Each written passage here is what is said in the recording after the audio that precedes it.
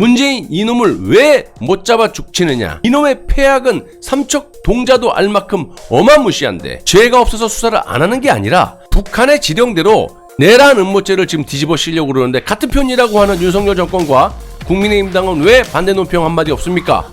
왜 저 같은 힘없는 사람이 이렇게 진실을 고해야 되는 겁니까? 탄핵 세력들을 비롯해서 좌파들과 싸울 수 있는 명분을 틀어지고 있는 분도, 정치 기반이 튼튼한 분도 박근혜 대통령입니다.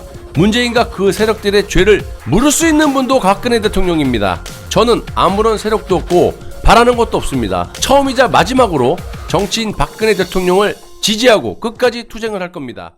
여러분 반갑습니다. 방식입니다. 내년 총선을 1년 정도 남겨두고 사면 복권까지 되시고 억울한 누명을 벗고 총선 승리를 위해서 박근혜 대통령을 지지하는 방송을 하는 그런 입장이지 않습니까? 방식에는 현재 윤석열 정권을 보고 있으면요, 문재인 정부 때와 매우 다른 행태를 보이고 있다고 봅니다. 문재인 정부에서 중앙지검장, 검찰총장을 할 당시에는 보수 인사 200여 명을 빛의 속도로 감옥을 보냈었고, 이유가 어쨌든 간에 그런 실력으로 문재인과 그 하수인들의 폐악질에 대해서도 단호하게 심판을 요구하면서 정권 교체를 이뤄냈습니다. 하지만 정권을 잡고 1년이 지났음에도 불구하고 문재인의 코털 하나 건들지 못해요. 서면질의 한번 하려다가 무례하다 한마디에 깨갱합니다. 이재명 똘마니들 하나도 구속된 사람 없어요. 박지원이 돌아다녀요. 조국 돌아다녀요. 임종석이 어디 처박혀있는지 나타나진 않아요. 아니 뭐 말할 것도 없습니다. 하나 꼴랑 있었던 서훈마저도 보석으로 나와서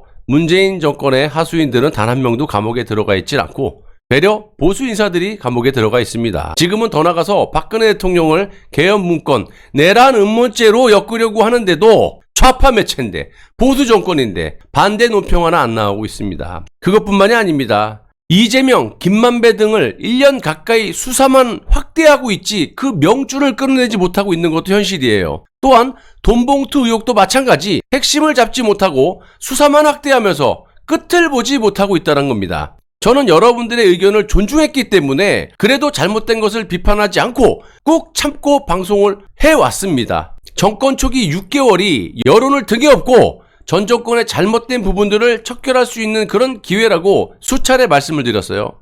그런데 1년이라는 세월이 흐르고 기다렸지만 단 한 명도 구속을 시키지 못하고 수사만 하고 있습니다. 정권 교체를 왜 했죠? 문재인이 설치면서 잘 사는 꼴을 보려고 정권 교체했습니까? 지켜보자. 정권 내내 수사만 할 겁니까? 정권 내내 지켜만 볼 거냐고요. 그래서 지금 어떤 상황이 벌어졌습니까? 이제는 되려 이재명과 김만배에게 협박까지 당하고 있고, 아시다시피 김만배는 이재명의 똘마니로서 100% 이재명 편이에요. 지금까지 50억 클럽, 대장동 관련, 부산저축은행, 연희동 자택 집 매매 관련 등 안 낀 것이 없고, 이놈이 아가리에서 한마디만 나오면 정권이 날아갈 수 있을 만큼의 위험한 인물이다. 너무나 많은 얘기를 제가 해드렸었습니다. 그런 김만배가 이제는 윤석열 대통령 부친의 집에 대한 폭로를 하면서 정권을 압박하고 있습니다. 앞으로 뭐가 어디서 어떻게 터질지 모르는 상황에 빠져 있고, 4.15 총선 때 다 죽어가는 문재인과 물밑에서 공작질을 하다가 결국 미래통합당이죠,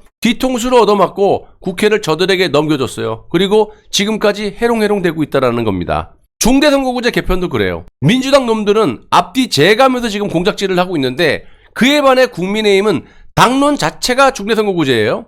이거 내년 총선 이후 다당제는 당연한 것이고, 연립정부 그 핑계로 내각제로 가기 위한 명분을 만들고 있는 겁니다. 제가 수백 번 수천 번 말씀을 드렸고, 나중에 민주당에서 발을 빼고 그리고 여기저기 지금 폭탄들을 다 터뜨린 다음에 총선 전에 터뜨리면 이것도 온팡 뒤집어 쓰는 것도 보수예요. 4.15 총선 때도 적당히 나눠먹기로 하면서 문재인을 살려줬고, 그 대가 저것들 어떻게 했습니까? 곧바로 총선 전에 배신 때려갖고 우리 쪽에서 봤을 땐 총선 참패라는 결과를 갖고 오지 않았습니까? 지금도 한번 보십시오. 저것들 국민의힘과 중대선거구제로 나눠먹을 것처럼 하면서 정권 비판도 안 하고 사이좋게 지내는 것처럼 그렇게 하고 있지만, 저는 언젠가 저놈들이 뒤통수를 후려 갈길 것이라고 확신하고 있습니다.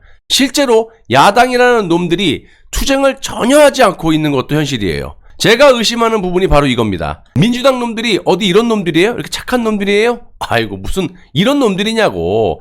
없는 것도 만들어서 죄를 뒤집어 씌우고 길바닥에 들어누워서 개거품을 흘리는 놈들이에요. 그런데 이상하리만큼 조용하고 아가리를 열지 않고 있어요. 여러분, 내년 총선 앞으로 1년 정도 남았습니다. 많이 남았죠. 그러니까 민주당 놈들이 우리는 같은 편이야 하면서 투쟁도 안 하고 같이 갈 것처럼 하다가 총선이 다가올 때쯤 여기저기 들고 일어나면서 정권을 작살낼 거라고 저는 보고 있어요. 저놈들이 정권을 뺏기고 이런저런 무수한 이슈들이 난무했는데도 불구하고 왜 가만히 있겠습니까? 지금 해봐야 약발이 안 맞는다는 것을 알고 있는 거예요. 만약 지금 정권을 비판하면서 야당으로서의 투쟁을 한다고 치자고요. 지금 당장 야당의 지지율이 오르겠죠. 그럼 국민의힘에서 어라? 이것들 봐? 또 뒤통수야? 그리고 대책을 마련하고 권력의 힘으로 찍어 누르지 않겠습니까? 예를 들어서 야당의 국회의원들을 탈탈 털어가지고 구속시킬 수도 있는 것이고, 그러니까 지금은 얌전히 고양이처럼 친구인 것처럼 꼬랑지를 싹 내리고 있다가 총선 직전에 돌변해서 또다시 국회를 장악하고 정권을 날려버릴 수도 있다는 겁니다. 그리고 중대선거구제도 우리가 언제 그랬어? 니들이 당론으로 정해놓고 난리쳤지. 그러면서 또다시 국회를 장악할 수도 있다는 거예요. 우리는 여러 방면으로 대비를 해야 되는 거예요. 저들은 아주 야비하고 잔인한 놈들이고 문재인이 지금 살아서 뒤에서 무슨 공작질을 하고 자빠졌는지도 모른다는 겁니다. 상식적으로 야당의 입장에서 봤을 때 강성으로 가게 되면요, 무조건 지지율이 오르는 법이에요. 속성이에요. 야당은 무슨 논리 같은 거 필요 없습니다. 적개심을 불러일으키면서 선동 잘하면 그것만으로도 국민의 지지를 받는 겁니다.